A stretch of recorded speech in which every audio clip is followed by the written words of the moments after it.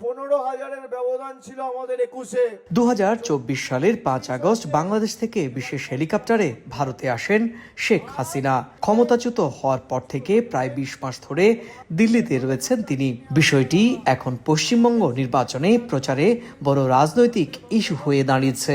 BJP ও প্রধানমন্ত্রী নরেন্দ্র মোদীর কাছে এ নিয়ে প্রশ্ন তুলেছে তৃণমূল কংগ্রেস। তাদের দাবি, হাসিনার অবস্থান নিয়ে পরিষ্কার জবাব দিতে হবে। তৃণমূলের সর্বভারতীয় সাধারণ সম্পাদক অভিষেক বন্দ্যোপাধ্যায় বীরভূমের এক প্রচার সভায় বলেন, শেখ হাসিনা কি শরণার্থী নাকি অনুপ্রবেশকারী, এটা স্পষ্ট করতে হবে।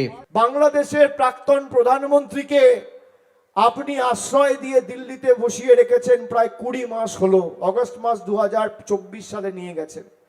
আজও সে দিল্লিতে আছে। সব থেকে বড় বাংলাদেশিকে আপনি দিল্লিতে আশ্রয় দিয়ে রেখেছেন। শেখ হাসিনার স্ট্যাটাস কি?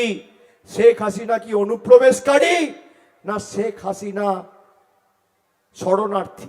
যদিও রাজ্যের ভোটের প্রচারে এসে তৃণমূলের এই প্রশ্নের জবাব না দিয়ে প্রধানমন্ত্রী নরেন্দ্র মোদী তৃণমূলকেই আক্রমণ করেন। বর্ধমানের কালনায় নির্বাচনী প্রচারে তিনি বলেন, তৃণমূলই অনুপ্রবেশকারীদের সমর্থন করে। जो भारत में घुसपैठ करके आया है उसको भारत से खदेड़ा जाएगा।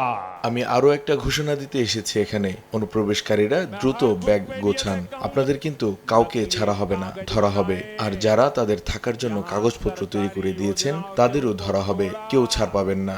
उन सबका भी हिसाब होगा। শুধু প্রধানমন্ত্রী নন, একইভাবে নির্বাচনী প্রচার চালান বিজেপির আরেক শীর্ষ নেতা অমিত শাহ।